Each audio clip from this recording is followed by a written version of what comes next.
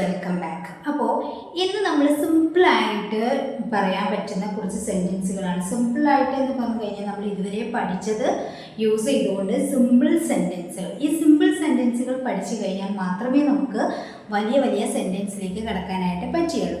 അപ്പോൾ അതുപോലെയുള്ള സിമ്പിളായിട്ട് പറയാൻ പറ്റുന്ന കുറച്ച് സെൻറ്റൻസുകൾ, വളരെ സിമ്പിളായിട്ടുള്ള സെൻറ്റൻസുകളാണ് കേട്ടോ.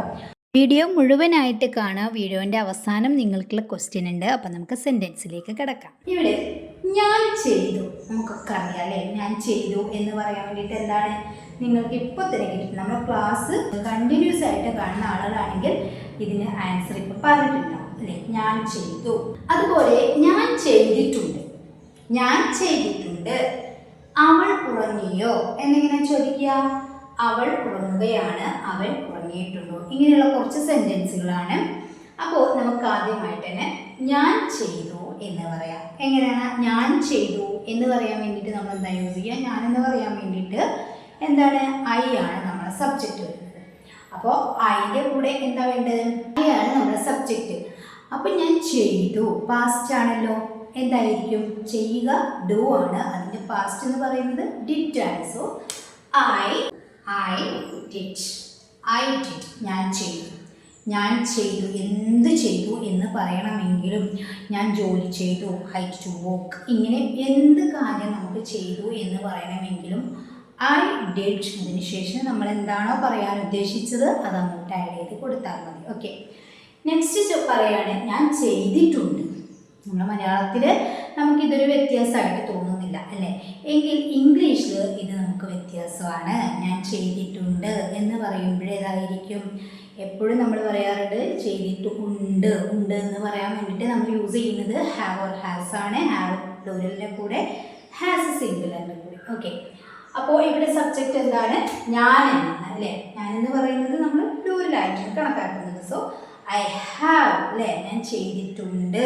ചെയ്യുക ഡു ആണ്. ഡുവിൻ്റെ V3 ആണ് ഹാവിൻ്റെയും ഹാസിൻ്റെയും കൂടെ വേണ്ടത്. അപ്പം ഐ ഹാവ് എന്തായിരിക്കും ഡുവിൻ്റെ V3 എന്ന് പറയുന്നത്? ഐ ഹാവ് ഡൺ അല്ലേ? I have done. അപ്പം ഞാൻ ചെയ്തിട്ടുണ്ട്. I have done. I have done, ഞാൻ ചെയ്തിട്ടുണ്ട്. ഓക്കെ, നെക്സ്റ്റ് അവൾ ഉറങ്ങിയോ. അവൾ ഉറങ്ങിയോ എന്നിങ്ങനെ ചോദിക്കുക. ക്വസ്റ്റ്യൻ ആണ്. അവൾ ഉറങ്ങിയോ എന്നാണ് ചോദിക്കുന്നത് അല്ലേ? അപ്പോൾ നമ്മൾ ഇത് പറയുന്നത് ഒരു പാസ്റ്റ് ആയിട്ട് കണക്കാക്കാം. കാരണം അവൾ ഉറങ്ങിയോ, നീ പോയോ, നീ വന്നോ, ഇങ്ങനെയൊക്കെ നമ്മൾ ചോദിക്കാറുണ്ട്. ഇവിടെ അവൾ ഉറങ്ങിയോ എന്നാണ്. നമ്മളൊരു കാര്യം ചെയ്തോ എന്ന് ചോദിക്കുമ്പോഴും എന്താണ് യൂസ് ചെയ്യേണ്ടത്? പാസ്റ്റ് ആണ്, ഡിഡ് ആണ് അല്ലേ? അപ്പോൾ ഇവിടെ ക്വസ്റ്റ്യൻ ആണ് ഡിഡ് ഷീ സ്ലീപ്പ്. ഷീ ആണല്ലോ വരിക, അവൾ എന്നാണ്. സോ ഷീ ആണ്. ഷീ ആയാലും സിംഗുലർ ആയാലും പ്ലൂറൽ ആയാലും നമ്മൾ പാസ്റ്റിൽ പറയുമ്പം ഡിഡ് ആണ് യൂസ് ചെയ്യുക. അപ്പോൾ അവൾ ഉറങ്ങിയോ. ഡിഡ് ഷീ സ്ലീപ്പ് അല്ലേ? Sleep V1 for sleep. Did she sleep, അവൾ ഉറങ്ങിയോ. ഇനി അവൾ ഉറങ്ങുകയാണ്. അവൾ ഉറങ്ങുകയാണ് സിമ്പിളായിട്ട് പറയാൻ പറ്റുന്ന സെൻറ്റൻസ് ആണ് എന്ന് ഞാൻ ഓൾറെഡി പറഞ്ഞു അല്ലേ? അപ്പോൾ അവൾ ഉറങ്ങുകയാണ്, സബ്ജക്റ്റ് അവളാണ്. അവളുടെ കൂടെ എന്താണ്? ആണ് എന്ന് പറയാൻ വേണ്ടിയിട്ട് ഈസ് ആണ് യൂസ് ചെയ്യേണ്ടത്. ഷീസ്, ഈസ് വരുമ്പോൾ നമ്മുടെ വെർബ് ING ഫോമിലായിരിക്കണം. അപ്പോൾ she is sleeping. She is sleeping, അവൾ ഉറങ്ങുകയാണ്. ഓക്കെ, ഇനി അവൻ ഉറങ്ങിയിട്ടുണ്ടോ.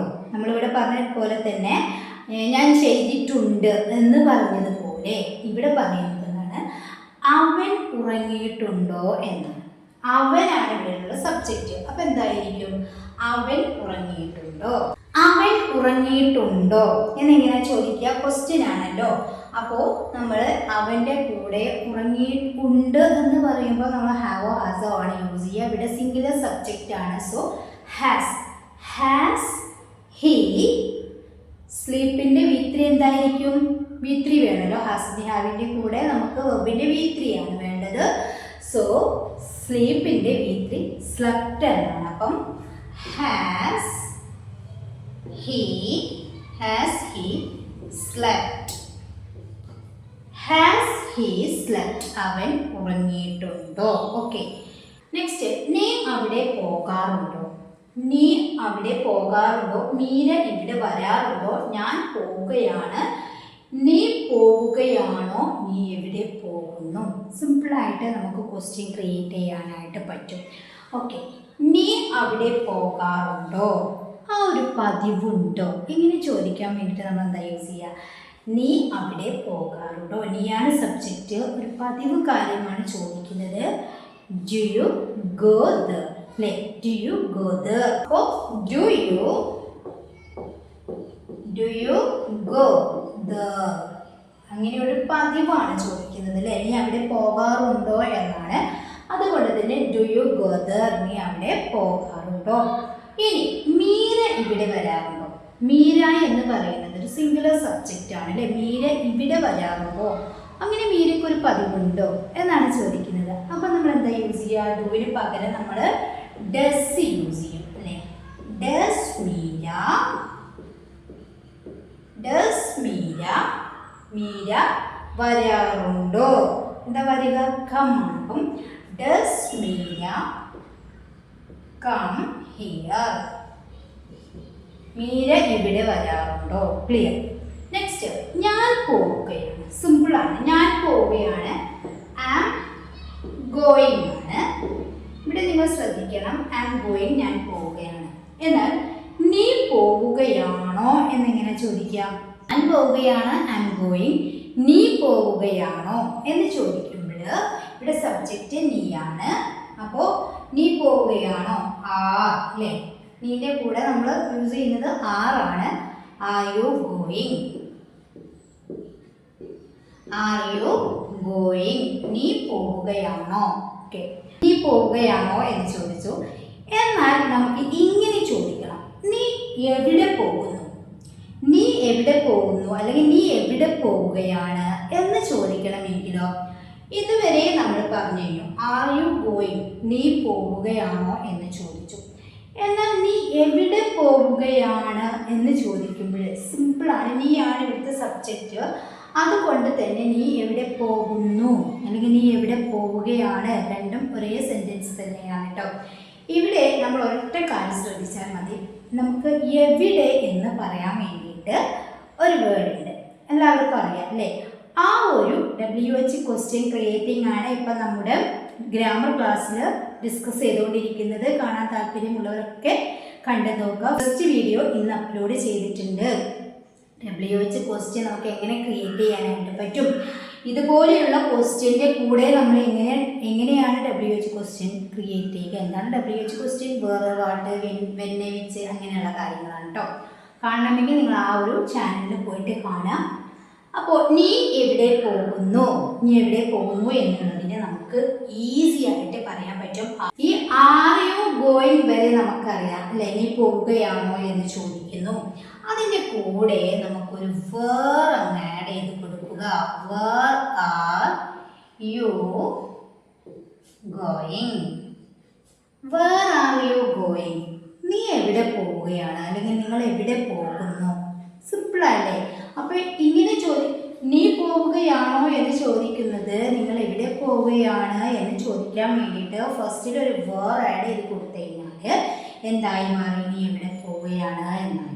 ഇനി അവളാണെങ്കിൽ വേർ ആളുടെ ഈസ് കൊടുക്കുക, where is she going, where is she going. അത് നമ്മുടെ സബ്ജക്റ്റിനനുസരിച്ച് നമുക്ക് ഓക്സിലറി ചേഞ്ച് ചെയ്ത് കൊടുക്കാം. ഓക്കെ, നെക്സ്റ്റ് അവൾ പഠിക്കുകയാണോ, അവൾ പഠിക്കുകയാണ്, അവൾ എന്താണ് പഠിക്കുന്നത്. അപ്പം നിങ്ങൾക്കുള്ള ക്വസ്റ്റ്യന് വരാനായിട്ടുണ്ട്. അവൾ പഠിക്കുകയാണോ, ഇവിടെ സബ്ജക്റ്റ് എന്താണ്, നേരത്തെ നമ്മൾ നിങ്ങൾ, നീ എന്നൊക്കെയാണ് പറഞ്ഞിട്ടുള്ളത്. ഇവിടെ അവൾ എന്നാണ് സബ്ജക്റ്റ്. അപ്പോൾ ക്വസ്റ്റ്യൻ ആണ് അവൾ പഠിക്കുകയാണോ. Is she studying, is she studying, അവൾ പഠിക്കുകയാണോ.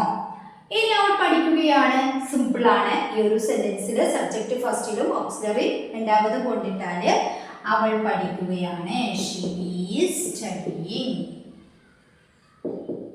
സ്റ്റഡിയിങ് സിമ്പിളാണ് അല്ലേ, നമ്മളെപ്പോഴോ പഠിച്ച കാര്യങ്ങളാണ്. അപ്പം ഷീ ഈസ് സ്റ്റഡിയിങ്, അവൾ പഠിക്കുകയാണ്. ഓക്കെ, ഇത് നിങ്ങൾക്കുള്ള ക്വസ്റ്റ്യൻ ആണ്.